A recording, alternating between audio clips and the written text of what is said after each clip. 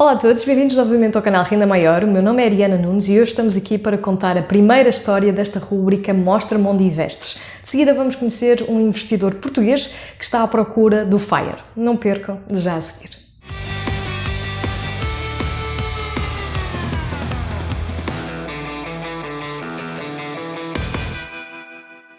Antes de mais, muito obrigada a todas as pessoas que ajudam o canal a crescer. Para quem não é inscrito ou chegou agora, por favor, clique aqui em baixo, subscreva e faça parte deste projeto pessoal de educação financeira e investimentos na realidade portuguesa.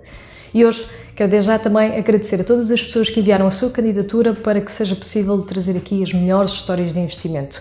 E com isso eu recebi centenas de e-mails e gostaria desde já de dizer que nem todas as pessoas foram selecionadas, mas têm a sua história e estou a tentar então entrar em contacto com as melhores, aquelas histórias que eu vejo que possam ser mais elucidativas e que possam ajudar no caminho dos investimentos na realidade portuguesa. E por isso hoje vou-vos trazer aqui uma pessoa que investe, que tem um património considerável e vou-vos já explicar. Mas antes disso queria desde já indicar que vocês podem sempre partilhar nesta rúbrica. Acima de tudo, o que vos vou pedir então é que tenham as 3 condições que foram inicialmente indicadas neste vídeo da apresentação, onde vocês vão ter então, para poder fazer parte destes episódios, ter no mínimo 7.500 euros investidos, serem investidores há mais de 2 anos e terem investimentos que sejam possíveis de se fazer na realidade portuguesa. Isto porquê? Pessoas que estão no Brasil ou que estão nos Estados Unidos têm outro tipo de investimentos que nós em Portugal não conseguimos aceder.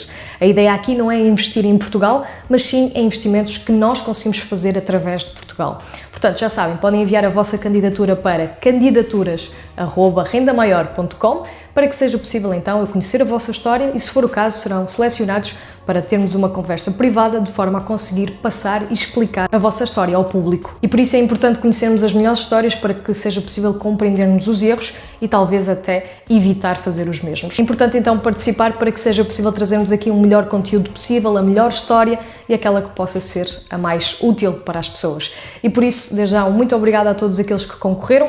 Aqueles que vão ser selecionados ainda vão ser contactados, portanto eu ainda não tive a oportunidade de responder aos e-mails que foram selecionados. De qualquer das formas, peço que enviem mais candidaturas para que seja possível termos mais episódios, se assim gostarem desta rúbrica. Antes de mais, queria também enquadrar este nosso investidor para que vocês o conheçam.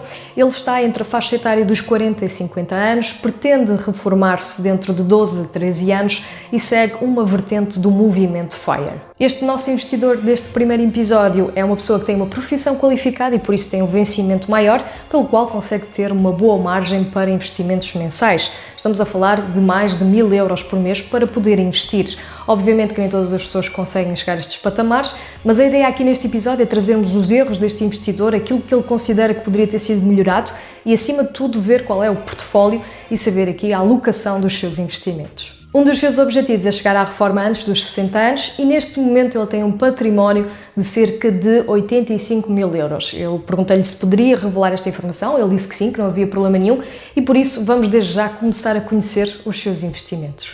Conforme têm já acesso, podem ver a alocação dos seus investimentos, são cerca de 85.000 euros que estão assim distribuídos. E vamos então começar a analisar o investimento que tem mais expressão na carteira, que neste caso serão as empresas peer-to-peer crowdfunding, estamos a falar de 30%, e entre elas ele investe em Mintos, Raise, Crowdester, Peerberry, Evo e tendo também a felicidade de fazer investimentos e ter feito investimentos em empresas que são consideradas scams. Neste caso perdeu mais de 10.000 euros com isso, desde investimentos em Quetzal, Investio e Groupier.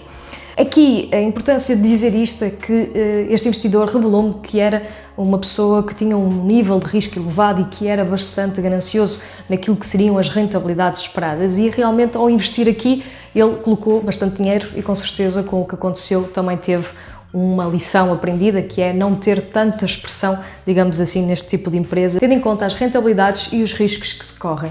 E por isso vamos de seguida falar já do segundo investimento, estamos a falar então de criptomoedas. Aqui vocês podem ver no gráfico está 0%, mas a verdade é que este nosso investidor tem cerca de 100 euros investidos, o que faz que tenha uma pequena expressão também em cripto, mas tendo em conta o elevado património que tem, não é possível apresentar essa percentagem aqui no gráfico.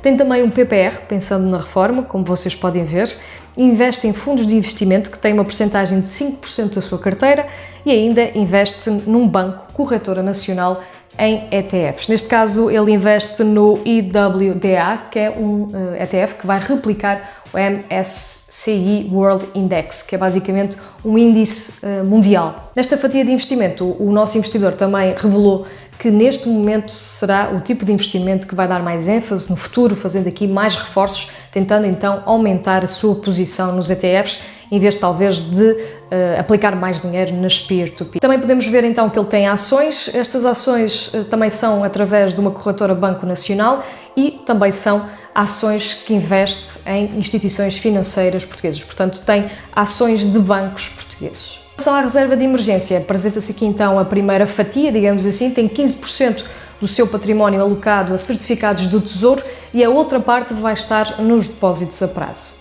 Em relação às obrigações, também tem uma exposição onde investe num clube português. Conforme disse anteriormente, a outra parte da reserva de emergência está colocada em depósitos a prazo, neste caso as duas partes somadas dá cerca de 31% do seu portfólio, tendo aqui uma alocação então ao capital garantido. Primeiro em certificados do Tesouro e segundo em depósitos a prazo, tem um fundo de garantia para a sua salvaguarda de capital, podendo assim balancear a sua carteira entre vários tipos de investimentos. Tive a oportunidade de confirmar o que é que seriam os outros investimentos, que também têm aqui alguma expressão, e basicamente o que o investidor me referiu é que seriam investimentos de programas de alta rentabilidade, que são considerados programas que têm bastante risco, mas também trazem bastantes rentabilidades. Eles chamam-se IPS e são programas que vocês podem então investir através online de plataformas, de espécie de fundos em que colocam o vosso dinheiro. Podem ser dinheiro que depois é distribuído por cripto, por ações, por real estate, por várias coisas e no fim a rentabilidade é muito elevada. Este tipo de empresas normalmente tem a sua sede em offshores, o que se torna muito difícil de resgatar o dinheiro em alguma situação em que seja necessário tomar algum procedimento de resgate ou de retirada. E por isso mesmo são tipos de investimento bastante arriscados, mas que mesmo assim este nosso investidor tem lá o seu dinheiro aplicado, contando com as rentabilidades que estes tipos de investimentos lhe podem dar. Acima de tudo, existem vários na internet. Não sou, digamos assim, uma pessoa que costuma investir neste tipo de programas de alta rentabilidade, com certeza que deixo isso para pessoas com um nível de risco muito mais elevado, mas a verdade é que este nosso investidor, com um nível de risco muito elevado e com isso permite-lhe estar descansado fazendo estes investimentos mais arriscados. Fora isso, e fora deste portfólio de investimentos, existem também imóveis. Neste caso, o nosso investidor tem um imóvel que está a ser arrendado.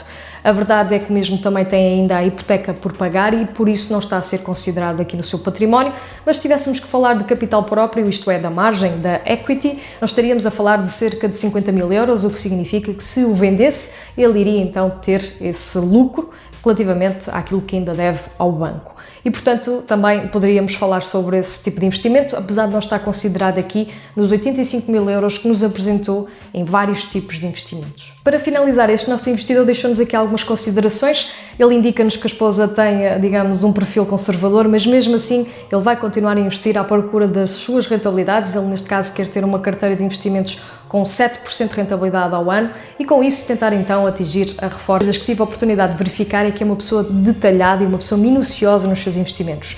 Existe uma série de páginas em Excel que decidiu fazer para acompanhar e para seguir os seus investimentos e fazendo então os cálculos para o futuro. É uma pessoa extremamente organizada e que tem a vantagem então de ter delineado uma estratégia e estar a seguir a mesma.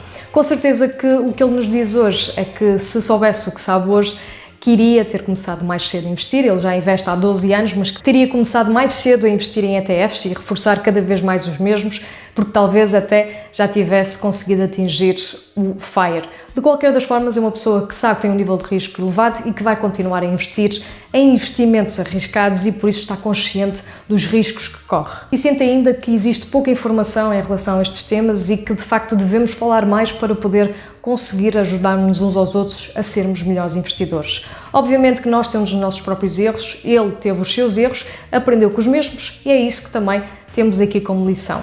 À procura do FIRE vão existir várias pedras no caminho, muitas dificuldades, muitos obstáculos e é necessário saber ultrapassá-los e nunca desistir. E é esta a mensagem que este nosso investidor nos transmite, é que deveria ter começado mais cedo, deveria ter sido mais ponderado e acima de tudo que continuem a investir para que seja possível terem os vossos objetivos financeiros. Da minha parte, espero que tenham gostado deste vídeo. Se quiserem se candidatar, já sabem, podem enviar a vossa história. Da minha parte, por favor, deixem ficar o vosso gosto se acharam que este vídeo vale a pena, que querem mais episódios deste género para podermos conhecer mais portfólios e histórias dos investidores em Portugal. Da minha parte, eu espero-vos no próximo vídeo.